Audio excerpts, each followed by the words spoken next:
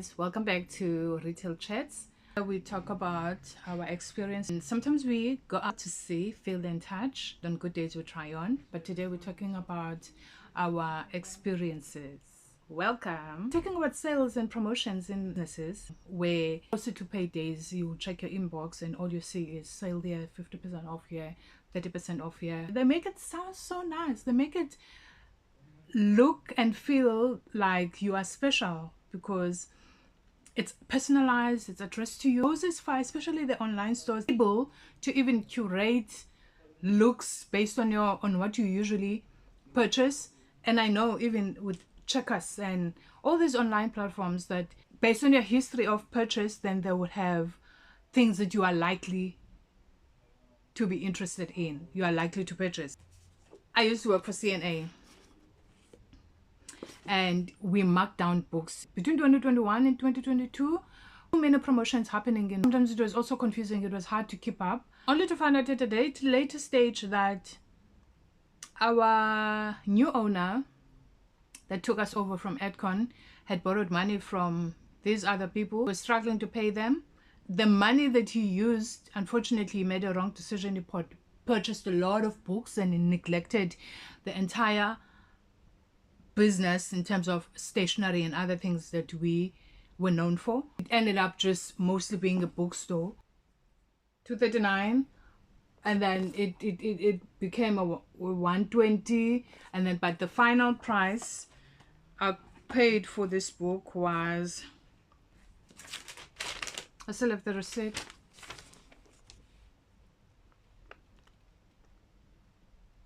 $60. This was even below what the company, like the buyer, bought from the publisher. I just thought, also can't imagine what this meant for the publisher, the author, and the brand itself as well. Because what do you mean you're selling items below what you got them for? So at first it didn't make sense to us. We thought, okay, we're making space for new products, but no, books kept on coming. Then a month later or 2 months later, we mark them down and then sell them 40 rand, 50 rand, instead of sitting with old stock. And it's a chance for you to get rid of some lines that are not moving and SKUs, right? However, that was the biggest mistake ever. Now, I'm saying that it's not always about you as a consumer. When you receive, whether you have money, whether you can afford, sometimes you need to take a step back. When you receive that email that says, "Dear Nolu, this day and this day we are running a promo," just step back. Just relax. Let it pass. It's not about you. They didn't create that sale or that promotion for you. They're trying to sort out their own issues. They're trying to fix their own mistakes, but using you. Yes, it is. It makes sense, and obviously we'll always be. We are human beings. We are excited customers. We love bargains. We obviously always gonna be excited when there is a little bit of saving. If it's not within your budget, you don't have to worry about it. It's not about you. It's okay to say, look, great sale, but not this month. Great opportunity, but I can't afford it now. Especially promotions that have a condition. Buy for so much and get this. Question is, are those items that you would normally purchase? If not, then maybe you don't need them. It's never about the consumer.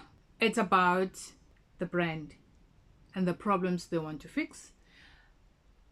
One, because if you notice that promotions, they come closer to when you get paid. It's for them to reach their KPIs. And they come 2 days before your payday to confuse you, to excite you. You forget about the main things that you wanted. Sometimes they want to be competitive. They see their competitors dropping a 50% off here and there. Run, oh, they have a nice sale, without actually thinking, oh, this is not something that I would normally buy, but I'm buying it now because it has a red sticker. You're helping them because now it's worth it for them to compete better with their competitor. they're not losing customers.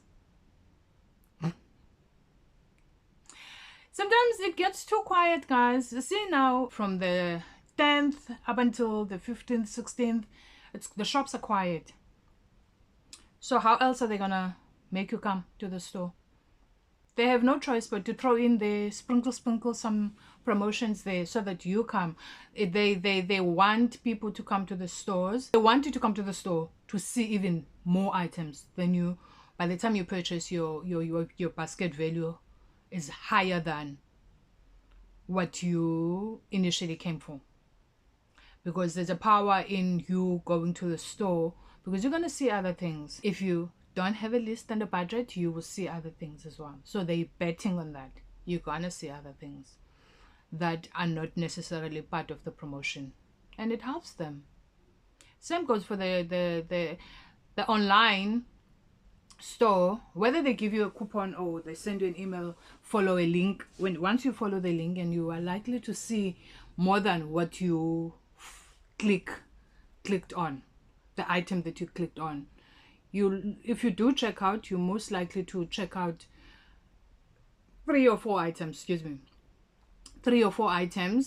than the one that actually made you click that link. And also to avoid 50 rand away from free shipping or getting a voucher. So they are smart.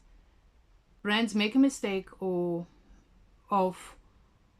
over purchasing or overestimating the demand of an item. They purchase more than what is required, or simply the item just doesn't move in that specific region, or it only moves in a certain store, but in the rest of the country the item is just sitting there aged and it's not moving at all. So at some point they're gonna have to make a decision for that excess stock to move. The only easy way to move is to put it on promotion, discount, buy one get one free, 50% off if you buy this, and you get to choose there. Whatever discount they make up, they get an opportunity to reduce that excess stock. And sometimes also, like especially in beauty, some items must have an 18 months or 12 months life cycle. So that's the best way to move the items. Terrible for the bottom line, but we're still making something, right? Compared to just marking everything to zero and destroying it and disposing it. Like I said, with us, when we were busy marking down books and toys and everything that we sold under that roof, and every week we had to prepare for a promotion or a sale and all of that activity, we had no idea. We still really believed that it's just maybe making space of new items, until the time where even the new items were not coming. Guess what else didn't come? Our salaries didn't come. Then it dawned on us that all these markdowns that we're doing, it was not to clean up the pipeline to get fresh stock. It was merely raising funds for our salaries. We were actively working to raise funds for our salaries. Suppliers were not being paid, and our salaries was delaying. Sometimes it delays for 3 to 4 days. So it's not always about you as a customer.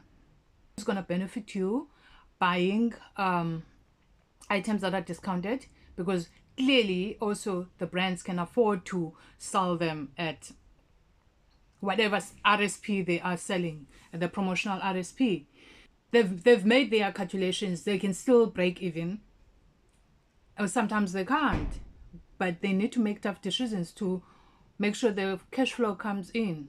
There was so much conflict between our directors and the people they owed money. Don't know how those guys got hold of the account. They were willing to punish us for something that we didn't even know. Like, you work day in, day out, no longer getting paid overtime, but you are expected to show up. You were expected to show up and work. They literally lashed out on us every time we wanted to find out what's going on. Why is the salary delaying? 3 days later, a memo will come and say, oh no, this is the situation. Mind you, the whole of 2020, like most companies, were already on our salary cuts. We were already on salary cuts, and then it moved on to 2021. It was just a mess. But the thing is, we didn't know that the company had cash flow problems because we had just transferred from Edcon, and it was a 197 transfer. Not knowing that the company didn't have enough operating capital or capital at all to run the business. The former must leave you alone. If you don't have money, you don't have money. They have your email address. You will not miss out. The point of you subscribing to their emails and being on their email list is that you know, and that you know what's going on. So sometimes it's just for you to know and keep it moving. You don't have to participate. Sometimes for you it's like, I would love to, but my finances don't allow me. But yeah, if you have money, if you have, why not? And know that. Because also knowing that, yes, we're supporting the brands, yes, we're supporting everyone, we're buying things that we need, but a person can wake up tomorrow and decide they don't want to do this, and they close the business and they walk away. What do? Nothing. And again, this is what they did. After all the hassle and all the stress they put us through, they also experienced, I'm not saying they did not experience any stress. They did, but the failure is they never communicated with us fully up until things were like the flames were high up. The thing is, it's not to say that they didn't feel the stress that we felt, but I think we felt it more because we were in stores, we were customer facing. There was a time where they would just not speak to us. Use the money to buy the things that you like, of course, but don't put yourself in a position where you feel like you need to run around and take advantage of all the sales that are happening. They will happen again. There will be a better one. Next year there will be a better one. Next month there will be a better one. You're not missing out. You're really not missing out. And that's it for this week. So I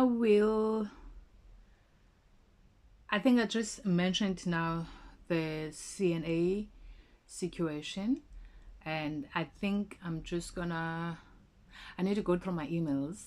I'm gonna go through my emails and make some notes and see where my story with CNA will start and end. Yeah, it will be part of this, it will be part of Retail Chats from my experience, from my point of view.